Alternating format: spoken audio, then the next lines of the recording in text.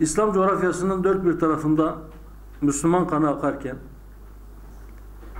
bu kanın önemli bir kısmı başka Müslümanlar tarafından dökülürken,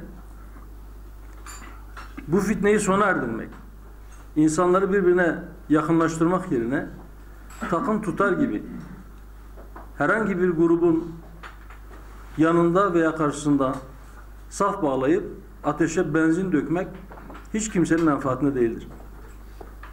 İslam ülkelerinden herhangi birinin veya Müslüman gruplardan herhangi birisinin kardeşine cephe alması, emperyalistlerin ekmeğine yağ sürer, silah tüccarlarının karına kar katar. Başka da hiçbir işe yaramaz.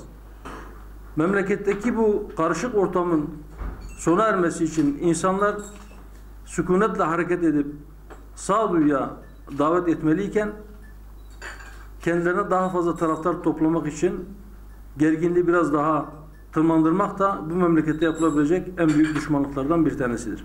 Bu bölgede yaşayan bütün insanların, bütün grupların, bütün kavimlerin, bütün ülkelerin, bütün yönetimlerin çıkarına olan şey, kendi bölgelerinde, kendi aralarında bir kardeşlik tesis etmeleri, aralarındaki kardeşlik hukukuna riayet etmelerindedir.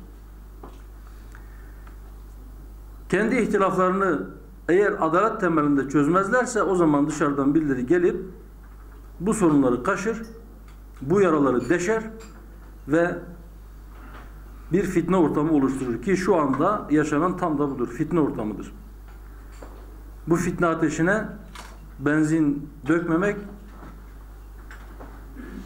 elinden o ateşi söndürmek gelmiyorsa en azından daha fazla harlanmasını, daha fazla alevlenmesine sebebiyet verecek hareketlerden kaçınmak herkesin boynunun borcudur.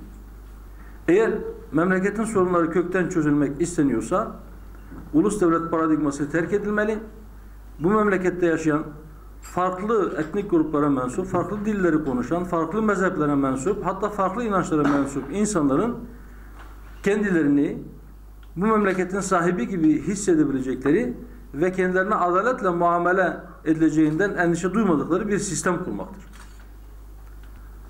Şu andaki meclis tablosu maalesef sil baştan yeni bir anayasa yazımına el vermiyor. Çünkü mecliste grubu bulunan partilerin her birisi çok farklı bir kulvarda ve uzlaşacakları maddelerin sayısı maalesef çok az.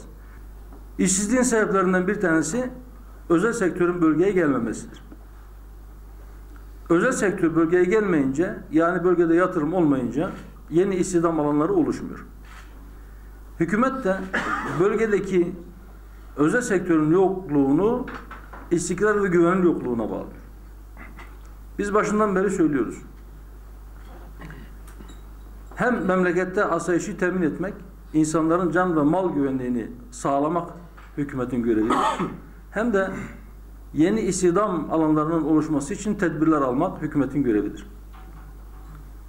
Görevlerinden bir tanesini yeterince yerine getirememiş olmayı başka bir ihmalkarlığının bahanesi yapmamalıdır hükümet.